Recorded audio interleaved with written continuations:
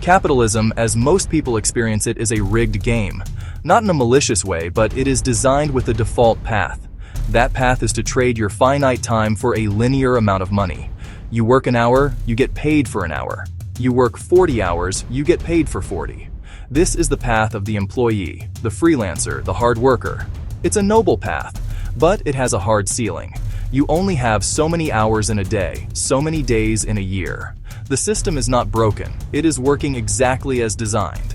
It is designed for predictability and stability, not for exponential growth.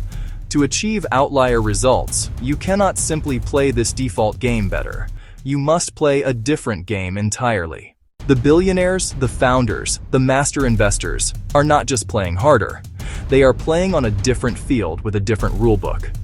They understand that the levers for creating disproportionate wealth are not found in optimizing their hourly rate. The real levers are hidden in plain sight, available to anyone willing to deconstruct the system and apply a few non-obvious principles. These aren't cheats in the sense of breaking laws, but in the sense of using system mechanics that 99% of players ignore. They are shortcuts through the noise, allowing you to bypass the linear grind and plug directly into the architecture of wealth creation. The goal isn't to work harder, it's to install systems that work for you. This guide is an invitation to stop being a piece in the game and start becoming a player who understands the board. The following principles are the foundational cheats that unlock this higher-level game. They are not complex theories, but actionable frameworks you can begin testing today, right now, with minimal resources. The objective is to shift your mindset from earning to owning, from doing to directing, and from reacting to creating. This shift is the single most important pivot you can make in your financial life.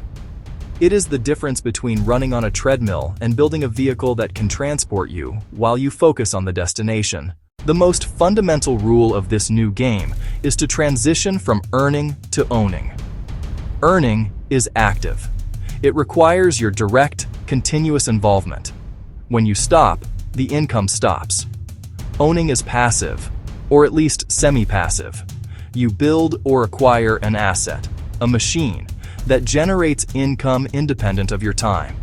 This is the great divider between the middle class and the wealthy. The former focuses on increasing the size of their paycheck.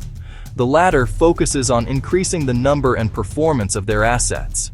An asset can be anything: a piece of software, a stock portfolio, an online course, a rental property, a business that runs on systems instead of your personal heroics.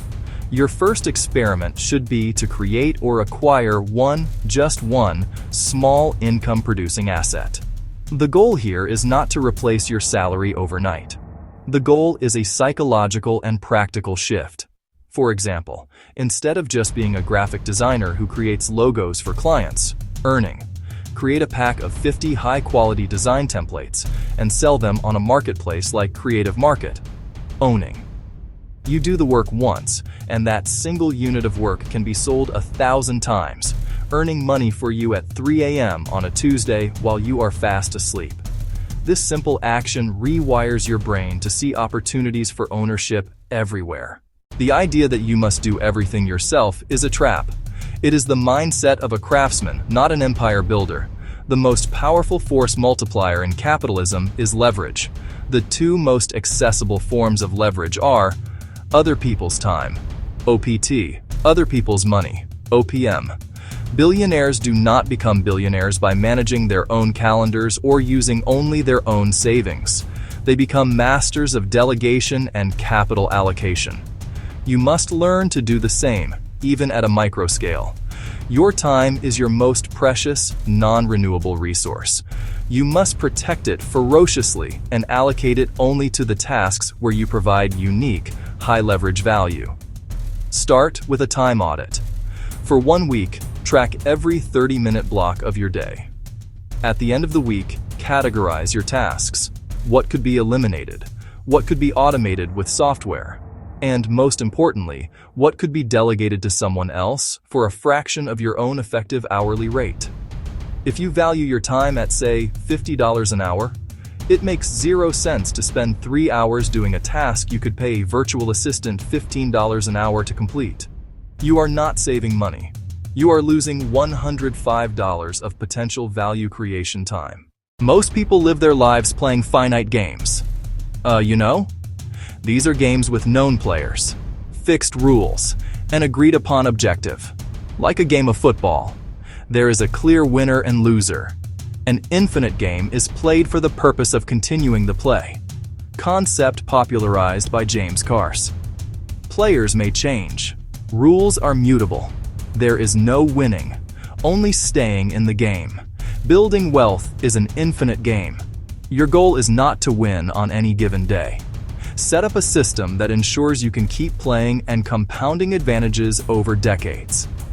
The tool for playing infinite games is the asymmetric bet. If you invest $100 in a speculative startup, your maximum loss is $100. But if that startup becomes the next Google, your upside is 1,000 times or more. Venture capitalists build their entire industry on this principle. They know that most of their bets will fail, a manageable loss, but one or two massive wins will pay for all the losers and generate enormous returns.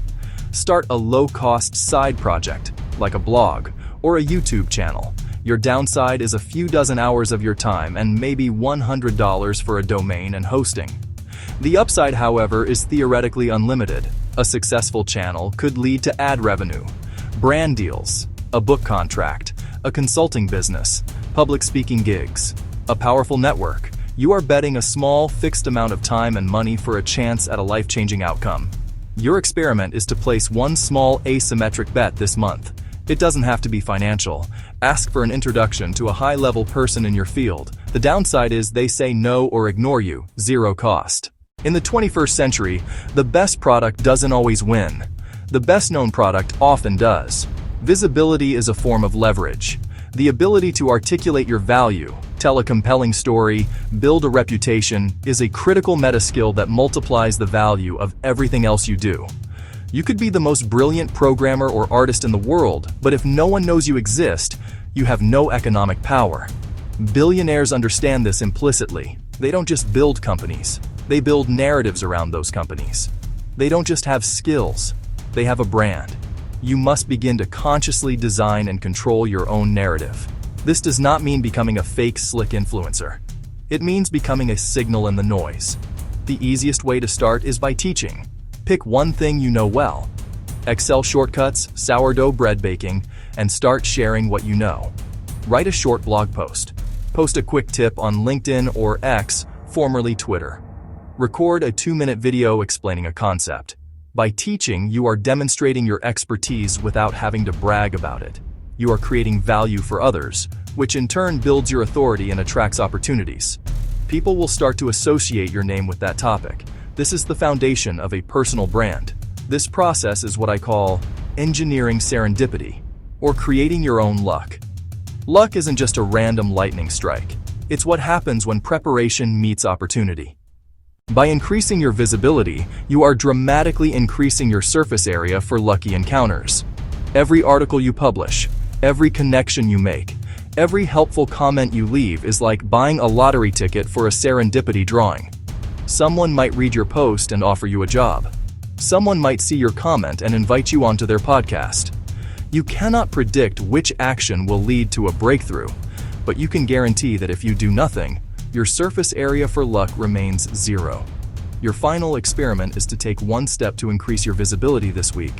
Choose your platform: LinkedIn, a personal blog, a niche forum, anywhere your target audience might be. Share one piece of useful information. A summary of a book you just read, a solution to a problem you recently solved, an interesting question for your network. The goal is not to go viral. The goal is to simply start the flywheel. Do it again next week, and the week after. By consistently sharing your journey and your knowledge, you are no longer just a participant in your industry. You are becoming a voice within it. Forget the platitudes about working your way to the top. We are going to install an elevator.